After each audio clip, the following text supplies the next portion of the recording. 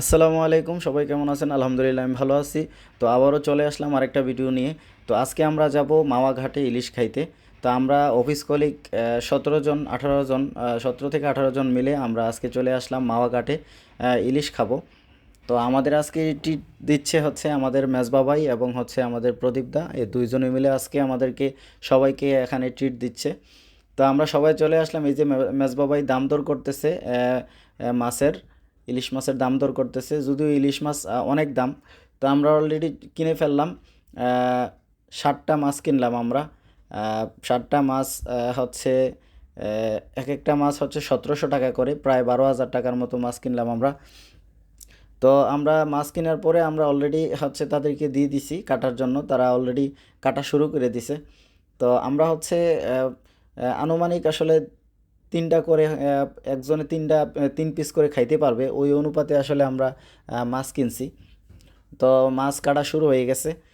তারপরে ইনশাল্লাহ আস্তে আস্তে স্টেপ বাই স্টেপ সব পুরোটা ভিডিও সুন্দর করে দেখাবো, আপনারা সাথেই থাকুন। ভিডিওটা দেখুন, ইনশাল্লাহ আশা করি ভালো লাগবে।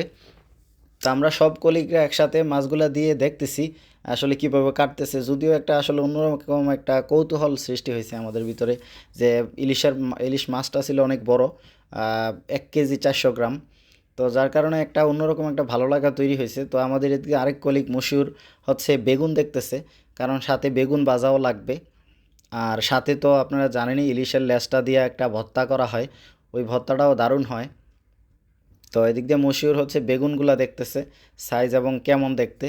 তো এদিক দিয়ে হচ্ছে আমাদের সিএফও স্যার এবং আমাদের জিএম স্যার এবং হ্যাঁ বিদ্যুৎ ভাই, কবির ভাই, সবাই মিলে হচ্ছে দেখতেছে আসলে মাছটা সুন্দর করে কাটতেছে, পিসগুলা কেমন হইতেছে। তো আমরা আজকে আসছি হচ্ছে মামা বাগিনা হোটেল অ্যান্ড রেস্টুরেন্টে, এটা হচ্ছে মাওয়া ঘাটেই।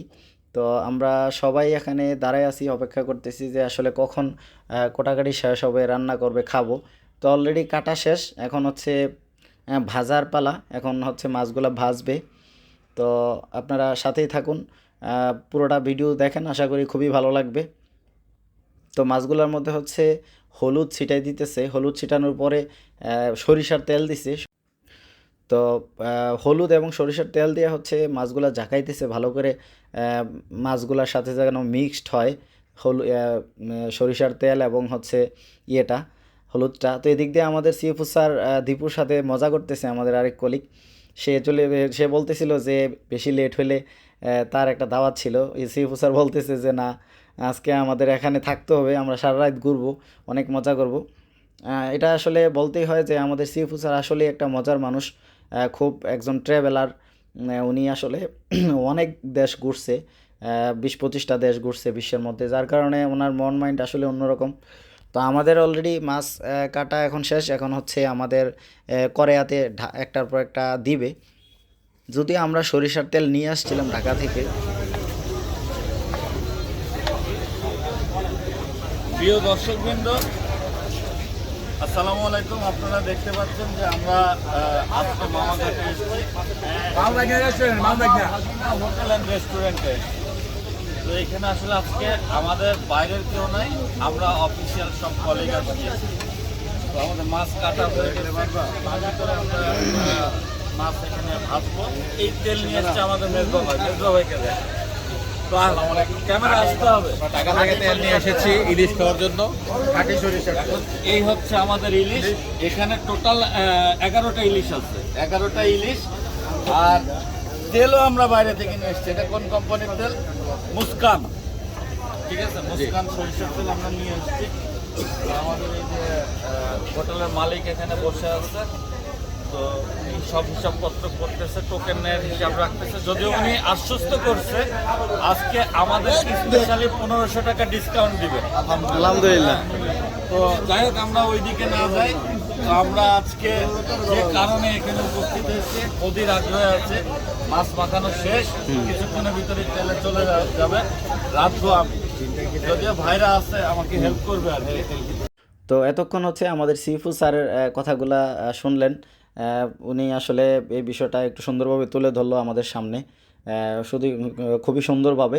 তো এখন হচ্ছে তেলগুলা মোটামুটি দেওয়া শেষ, এখন হচ্ছে একটার পর একটা ইলিশ মাছগুলা দিবে।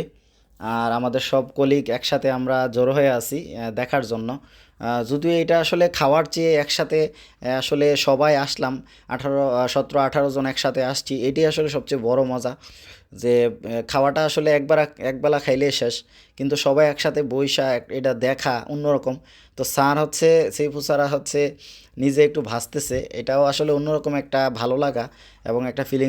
তো স্যার মাছগুলা একটু ভাজার ট্রাই করতেছে, যদিও স্যার সব কিছু রান্না করতে পারে, আমিও রান্না করতে পারি সব কিছুই। তো স্যার মাছগুলা ভাজতেছে, ভাজার একটু ট্রাই করতেছে। আসলে এটা দেখতেই ভাল লাগে, অন্যরকম মাছ নিজে ভাইজা চোখের সামনে, তাও সরিষার তেল দিয়া ভাইজা খাওয়াটা আসলে অন্যরকম একটা ভালো লাগা কাজ করে। এই যে একটার পর একটা দোকান মামা বাগিনা হোটেল অ্যান্ড রিসোর্টের তারা একটার পর একটা দিতেছে রেস্টুরেন্টে, আর আমরা হচ্ছে দেখতেছি। দেখার ভিতরে আসলে অন্য একটা ভালো লাগা কাজ করে। প্রথম অবস্থায় আমরা মনে করি যে আসলে সবগুলা একা একটা মাছ খেয়ে ফেলামু, কিন্তু আসলে ভাজার পরে 2টা খাওয়ার পরে আসলে রুচি আর নাই। 3টা অনেক কষ্টে খাইছি, এক একজনে 2টা 3টা 4টা করে, সর্বোচ্চ 5টাও খাইছে অনেকে। যাই হোক, আমরা আসলে ওরকম প্ল্যানই করছি যে যেন হচ্ছে 3-4টা করে যেন হয়। তো আমাদের ওরকম প্ল্যান করেই করা যেন 3 থেকে 4টা করে এক একজনে খাইতে পারে। তো আমরা আসলে তৃপ্তি সহকারে খাইছি। তো আমাদের মাছ ভাজা অলরেডি শেষ, এখন হচ্ছে লেজটা দিয়ে ভর্তা বানাবে, কয়েকটা লেজ দিয়ে হচ্ছে ভর্তা বানাবে। লেজের ভর্তাটা আসলে অন্যরকম ভালো লাগে। আপনারা যারা আসছেন মাওয়া ঘাটে অবশ্যই খাইছেন, লেজের ভর্তাটা আসলে অন্যরকম টেস্ট লাগে। আর মাথাগুলো আমরা আসলে খাওয়ার আগেই খাইয়ে ফেলছি, এমনভাবে বাজছে মাথাগুলা। তো এখন সব কিছু আসলে ভাজা টাজা শেষ, এখন আমাদেরকে সব কিছু প্রোভাইড করছে ওনারা। ভাত দিছে, ইলিশ মাছগুলা দিল, আর লেজের ভর্তা দিল, আর ডাল বোনা দিল, আর সাথে আরও ওনাদের এক্সট্রা কিছু সালাদ দিল, তো আর কিছু ভর্তা দিল। তো আমরা সবাই হচ্ছে এখন খাচ্ছি, সব কলিগরা মিলে খাওয়া দাওয়া শুরু হয়েছে। তো খাওয়ার প্রথমে আমরা আসলে ভাবছি যে এক একজন একটা করে ইলিশ খেয়ে ফেলবো, কিন্তু আসলে খাওয়ার 2টা ইলিশের খাড়ি খাওয়ার পরে আসলে আর খাইতে পারতেছি না। কষ্টে 3টা খাইছি, অনেকে 3টা 4টা করে খাইছে। তো সবাই একসাথে মিলা একটা এরকম একটা সুন্দর আয়োজন হয়েছে, এটা হচ্ছে সবচেয়ে বড় কথা। তো মেজবাবু এবং হচ্ছে প্রদীপ দারে আমরা ধন্যবাদ জানাই। আমরা আবার জন্য অন্য কোথাও ট্যুর দিতে পারি। তো সবাই ভালো থাকুন, সুস্থ